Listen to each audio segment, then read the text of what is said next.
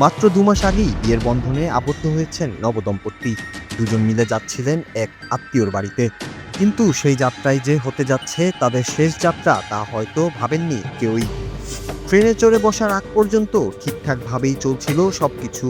ট্রেনে চড়ে বসার কিছুক্ষণ পরেই ঝগড়া শুরু হয় সেই নবদম্পতির মধ্যে।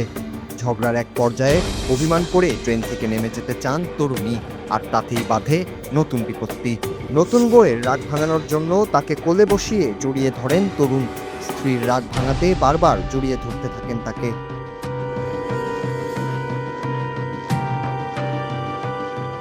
এর কিছুক্ষণ পর চলন্ত ট্রেন থেকে লাফ দেওয়ার চেষ্টা করেন ওই তরুণী, আর তাকে ধরতে গিয়ে স্ত্রীর সঙ্গে ট্রেন থেকে পড়ে যান ওই যুবকও।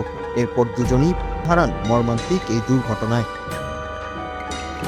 প্রথমে বিষয়টিকে একটি স্বাভাবিক দুর্ঘটনা মনে করা হলেও ট্রেনের ভেতরে তাদের ঝগড়া ও জড়াজড়ি করার একটি ভিডিও সামাজিক মাধ্যমে ছড়িয়ে পড়লে তাদের মৃত্যু রহস্য উন্মোচিত হয়। পুলিশের ধারণা, চলন্ত ট্রেনের দরজার সামনে বাকবিতণ্ডা ও জোড়াজড়ির মধ্যে অসাবধানতাবশত পড়ে গিয়েই মৃত্যু হয়েছে ওই দম্পতির।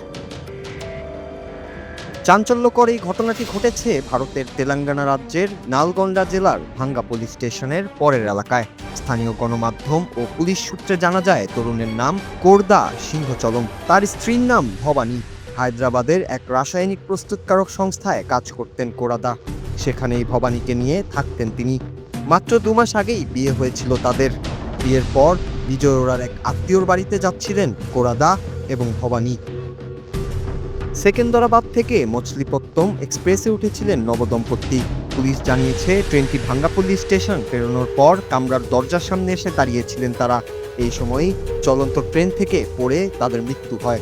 শুক্রবার সকালে রেললাইন থেকে তাদের উদ্ধার করে হাসপাতালে ময়নাতদন্তের জন্য নিয়ে যাওয়া হয়।